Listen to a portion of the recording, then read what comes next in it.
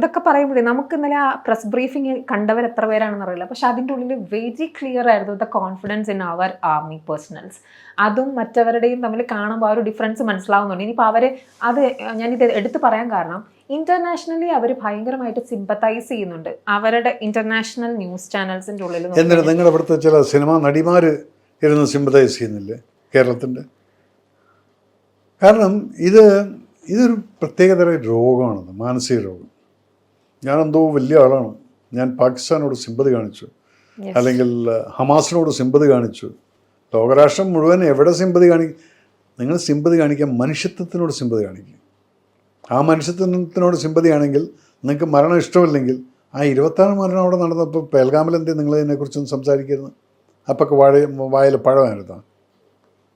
ഇതൊന്ന് കെട്ടടക്കാൻ നിൽക്കുമ്പോഴത്തേക്കും അപ്പോഴത്തേക്കും പാകിസ്ഥാനിൽ എനിക്ക് ഫ്രണ്ടുണ്ട്, വളരെ സ്വീറ്റാണ്, ജിലേബിയാണ്, ലഡ്ഡു ആണെന്നൊക്കെ പറയുന്ന ഡയലോഗ് കേൾക്കുമ്പോൾ തന്നെ പുച്ഛം തോന്നുന്നതാണ് അതൊക്കെ.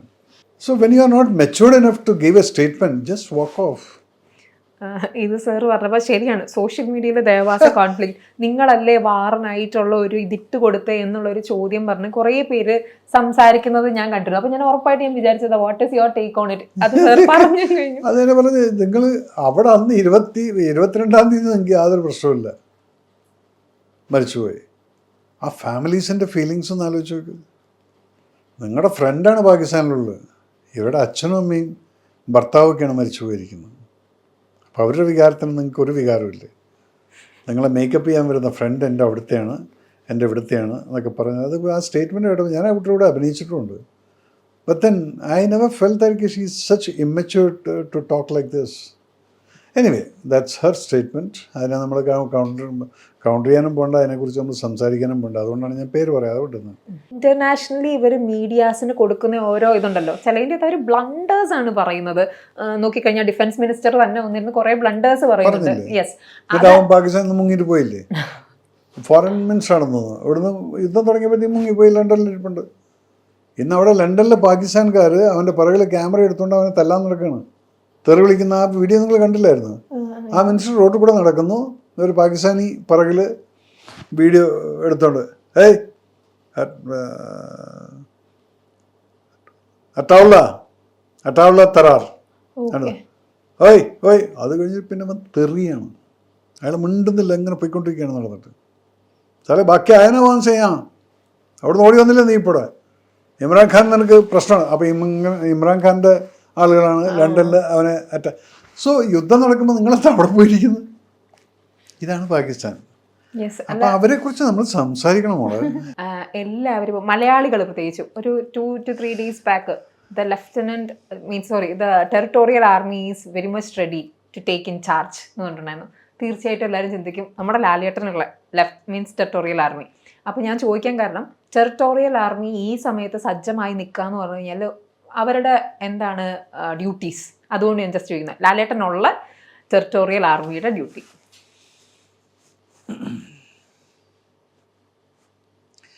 അതിനെക്കുറിച്ച് ഞാൻ പറഞ്ഞാൽ,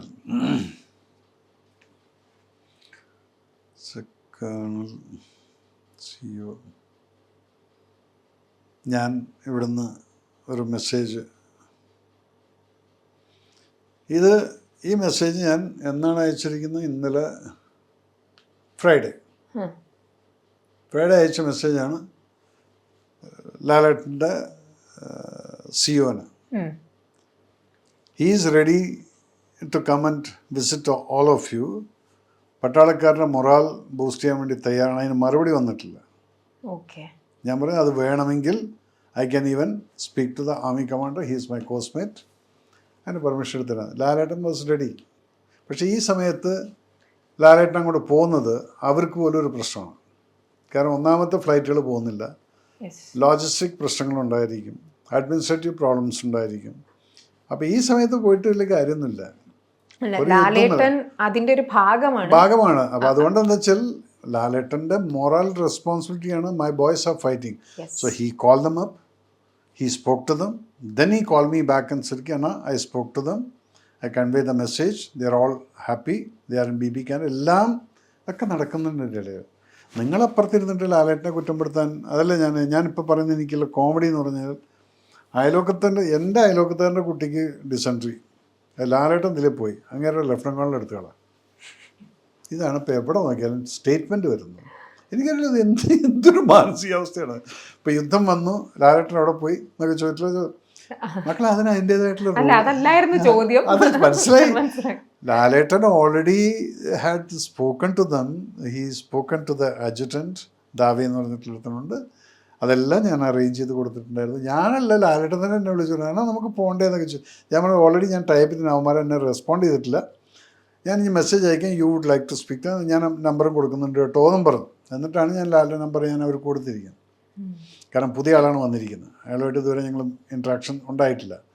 അപ്പോൾ അതെല്ലാം നമ്മൾ ചെയ്യുന്നുണ്ട്. അപ്പോൾ ലാലേട്ടനെ സംബന്ധിച്ചിടത്തോളം is doing the job responsibly. പിന്നെ അദ്ദേഹം ഇൻവോൾവ് അല്ലാത്തത് എനിക്കറിയാം ഇൻവോൾവ് അല്ല എന്നുള്ളത് ഞാൻ അടിവരായിട്ട് പറയും, അത് എന്തിൻ്റെ കാര്യത്തിലാണെങ്കിൽ ശരി. അപ്പോൾ എനിക്കറിയാവുന്ന ആളിനെ അതിപ്പോൾ ഡേറ്റിന് വേണ്ടി, എൻ്റെ ഡേറ്റ് 3 വർഷം മുന്നേ എൻ്റെ അടുത്ത് ഡേറ്റ് ഇരിക്കുന്നതാണ്, ഞാനിതുവരെ ചെയ്യാൻ പറ്റാതെ നടക്കുന്ന ആളാണ്. ഞാൻ ആരുടെ ആണ് അങ്ങനെ ഒരു സബ്ജക്റ്റ് വരട്ടെ എന്നുള്ളതിൻ്റെ മുകളിൽ. ഇപ്പോൾ ഡേറ്റിന് വേണ്ടിയിട്ടോ അല്ലെങ്കിൽ ഇനിയിപ്പോൾ ഞാൻ സിനിമ ചെയ്തില്ലെങ്കിൽ എനിക്ക് ജീവിച്ചു പോകാനുള്ള കഴിവൊക്കെ ഉണ്ട്. പിന്നെ അതിനു വേണ്ടി മാത്രം ജീവിക്കുന്ന ആളുമല്ല ഞാൻ. അപ്പം അതൊന്നല്ല, ആ വ്യക്തിക്ക് ലെഫ്റ്റനൻറ്റ് കേണൽ എന്നുള്ളതിൻ്റെ മുകളിലുള്ള ഡ്യൂട്ടികൾ മുഴുവൻ അദ്ദേഹം കൃത്യമായിട്ടും ചെയ്തിട്ടുമുണ്ട്. ഈ ഇപ്പോൾ ഫയറിങ് നടക്കുന്ന നഗ്രോട്ട, സുന്ദർബനി, ഈ സ്ഥലങ്ങളിലൊക്കെ ഞങ്ങൾ പോയി താമസിച്ചിട്ടുണ്ട്. ഞങ്ങളുടെ ബറ്റാലിയൻ അവിടെ 122 ഉണ്ടായിരുന്ന സമയത്ത്. അന്ന് there are wonderful COs like Harminder Singh, അതിന് മുന്നേ ബാലി ഉണ്ടായിരുന്നു. പിന്നെ it all depends on the സിയോസ്.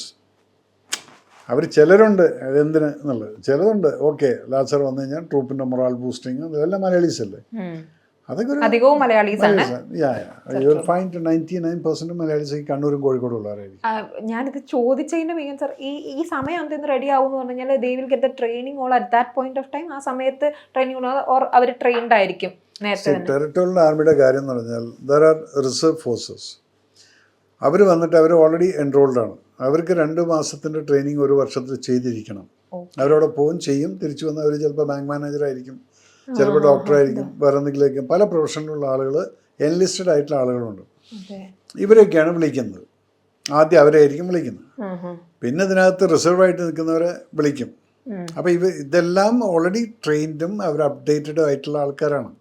നമ്മുടെ ലാലേട്ടനും ട്രെയിനിങ്ങിന് പോകും, എല്ലാം ചെയ്യാറുണ്ട്. ലാലേട്ടൻ്റെ ഡ്യൂട്ടി അല്ലെങ്കിൽ ലാലേട്ടൻ്റെ അവിടെ ഒരു പ്രസക്തി എന്ന് പറയുന്നത് ഹിസ് പ്രസൻസ് ആണ്. ഇതിൽ 99 കാർഗിൽ വാർ സമയത്ത് നാനാ പടേക്കർ അവിടെ പോയിട്ട് ഇരിക്കുകയായിരുന്നു. He was working there as A soldier. അങ്ങനെ അവിടെയൊക്കെ ഉണ്ട് നാനാ പടേക്കർ. അപ്പോൾ ഈ ഹിന്ദിക്കാരന്മാരെല്ലാം മറാഠീസൊക്കെ കാണുന്നത് നാനാജി വേറൊരു മൂഡാണ് അവർക്ക്. അതുപോലെ തന്നെ പല ആർട്ടിസ്റ്റുകളും, പൂജാ ബത്രയൊക്കെ അവിടെ പോയിട്ടുണ്ട്, എനിക്കറിയാം. ധോണി പോയിട്ടുണ്ട്. ധോണിനെ എനിക്കറിയില്ല, പക്ഷെ പൂജയൊക്കെ പോയിരുന്ന സമയത്ത് എൻ്റെ അടുത്ത് വിളിച്ച് പറഞ്ഞു, major I am going to the camp area എന്ന് പറഞ്ഞു. ഞാൻ പറഞ്ഞു നിൻ്റെ അച്ഛൻ പട്ടാളത്തിലായിരുന്നു, പിന്നെ നിനക്ക് എന്താ പ്രശ്നം? Her father was A colonel Batra, ഞാൻ അറിയോ. അപ്പോൾ ഇതൊക്കെ ഒരു സൈഡിൽ കൂടെ നടക്കും. നിങ്ങൾക്ക് ഇവിടെ അറിയാത്ത കാര്യങ്ങളിൽ നിങ്ങൾ ഓരോ സ്റ്റേറ്റ്മെൻറ്റുകളിൽ കൊടുക്കുന്ന സമയത്ത് യു ഷുഡ് ബി വെരി. പിന്നെ നമ്മളിതൊക്കെ കാണുമ്പോൾ എന്താ അറിയുമോ, ignore it, it doesn't effect me. ഇപ്പം എന്നെ ഞാൻ അറിയാതെ എൻ്റെ പുറകിൽ നിന്നുകൊണ്ട് ഫേസ് ഇല്ലാത്ത ഫേസ്ബുക്കിലിരുന്നുകൊണ്ട്